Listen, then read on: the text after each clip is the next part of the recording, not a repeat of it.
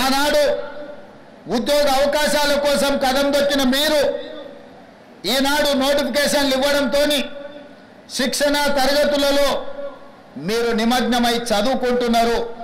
అందుకే ఈరోజు తెలంగాణలో నిరుద్యోగ యువకులు ఉత్సాహంతో ఈ ప్రభుత్వం మాకు ఉద్యోగాలు ఇస్తుందన్న ఆలోచనతోనే పరీక్షలకు తయారవుతున్నారు.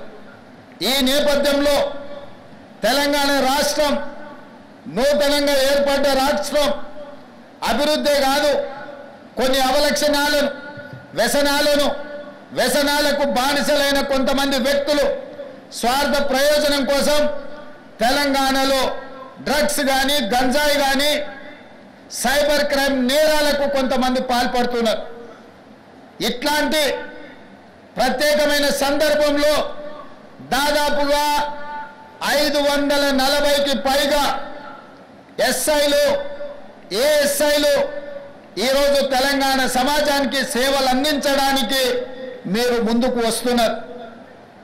అందుకే ఈరోజు మీ పరేడ్ చూసిన ముఖ్యంగా పల్లి భాగ్యశ్రీ మీ పరేడ్ కమాండర్గా ఈరోజు ప్రదర్శించిన నైపుణ్యం మీ అందరిని చూసిన తర్వాత నాకు సంపూర్ణమైన విశ్వాసం కలిగింది. రేపటి నుండి మీరు తెలంగాణ రాష్ట్రంలో డ్రగ్స్ మీద గంజాయి మీద సైబర్ నేరాల మీద ఉక్కు పాదం మోపి తెలంగాణ రాష్ట్రంలో గంజాయికి డ్రగ్స్కు స్థానం లేదు. అట్లాంటి కార్యక్రమాలకు ఎవరైనా పాల్పడితే వాళ్ళని ఎవరిని క్షమించము అనే విధంగా మీరు ముందుకు నడుస్తారని మాకు సంపూర్ణమైన విశ్వాసం కలిగింది. మిత్రులారా, ఇది ఉద్యోగం కాదు, ఇది ఉద్యోగ భద్రత కాదు మీకున్నది. తెలంగాణ రాష్ట్రంలో ముఖ్యంగా పోలీసు విభాగంలో చేరే ప్రతి యువకుడికి ఇదొక భావోద్వేగం. ఇది ఉద్యోగ బాధ్యత కాదు, ఇదొక భావోద్వేగం. ఈ రాష్ట్రాన్ని మనం వందలాది మంది మీలాంటి నిరుద్యోగ యువకులు ఉద్యమకారులు ప్రాణ త్యాగాలు చేసి తెలంగాణ రాష్ట్రాన్ని సాధించుకున్నాం. ఈ సాధించుకున్న రాష్ట్రంలో వ్యసనాలకు తావు ఉండకూడదు. గంజాయి డ్రగ్స్ సైబర్ నేరాలకు ఎక్కడ కూడా అవకాశం ఉండకూడదు. ఈ తెలంగాణ రాష్ట్రం మనది.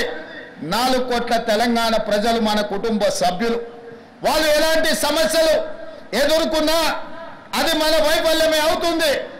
మన మీద సంపూర్ణమైన విశ్వాసం పెట్టుకొని ప్రజాప్రతినిధులతో పాటు 24 గంటలు ప్రజలకు అందుబాటులో ఉండి ప్రజలకు అవసరమైన అందించే సేవలు పోలీసులే. పోలీసులకు సమయం లేదు, సందర్భం లేదు. ఏ సమస్య వచ్చినా, వరదలు వచ్చినా, కరువు వచ్చినా, లేకపోతే భూకంపాలు వచ్చినా, శాంతి భద్రతల సమస్యలు వచ్చినా, లేదా మత కలహాలు వచ్చినా, ఆర్థికపరమైన నేరాలు జరిగినా, ఏది జరిగినా ముందు బాగానే ఉండి ఆ సమస్యల మీద పోరాటం చేసేది పోలీసు సిబ్బంది, పోలీసు విభాగం. అందుకే నేను మీతో పంచుకున్నది ఇది ఉద్యోగం కాదు, ఇది ఒక భావోద్వేగం. ఈ భావోద్వేగమే ఈ తెలంగాణ రాష్ట్రాన్ని పునర్నిర్మించి భవిష్యత్ తరాలకు బంగారు బాటలేసే బాధ్యత మన అందరి మీద ఉన్నది. అందుకే ఈరోజు తెలంగాణ రాష్ట్రంలో ఒక పక్కన నిరుద్యోగ సమస్యను పరిష్కరిస్తూ ఇంకొక పక్కన విదేశీ పర్యటనలకు వెళ్ళి జాతీయ అంతర్జాతీయ స్థాయిలో తెలంగాణ రాష్ట్రానికి వేలాది కోట్ల రూపాయల పెట్టుబడులు తీసుకొచ్చి పరిశ్రమలను స్థాపించి ఆ పరిశ్రమల ద్వారా లక్షలాది మంది నిరుద్యోగ యువకులకు ఉద్యోగ ఉపాధి అవకాశాలు కల్పించాలన్న ఆలోచన మన ప్రభుత్వం చేస్తున్నది.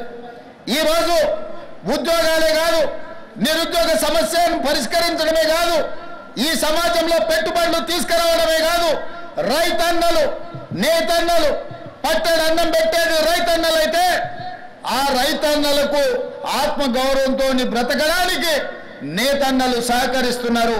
నేతన్నలతో పాటు గీతన్నలు ఈరోజు మన సమాజంలో ఉన్నారు. కుల వృత్తులు, చేతి వృత్తులను బలోపేతం చేస్తూ ఆ వృత్తులను ఆదుకుంటూ ఈనాడు తెలంగాణ రాష్ట్రంలో 8 నెలల్లోనే సరిగ్గా 27 రోజుల్లో 18,000 కోట్ల రూపాయలు రైతు రుణమాఫీ చేసి 22,22,687 మంది రైతుల ఖాతాలో 18,000 కోట్ల రూపాయలు వేసిన చరిత్ర ఈ దేశంలోనే మొట్టమొదటిది. తద్వారా మీరందరూ రైతుల బిడ్డలు, గ్రామీణ ప్రాంతం నుంచి వచ్చినోళ్ళు, వ్యవసాయము, వ్యవసాయ సమస్యలు, రైతుల యొక్క కష్టాలు తెలిసినోళ్ళు.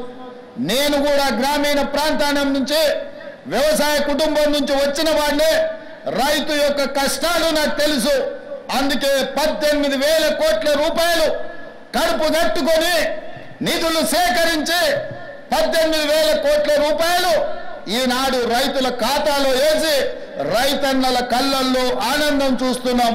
వ్యవసాయం దండగ కాదు, వ్యవసాయం పండుగని నిరూపించి ఈనాడు తెలంగాణ రాష్ట్రంలో రైతుల ఆత్మగౌరవంతో తలెత్తుకునే విధంగా రాష్ట్ర ప్రభుత్వం నిర్ణయాలు తీసుకుంటుంది.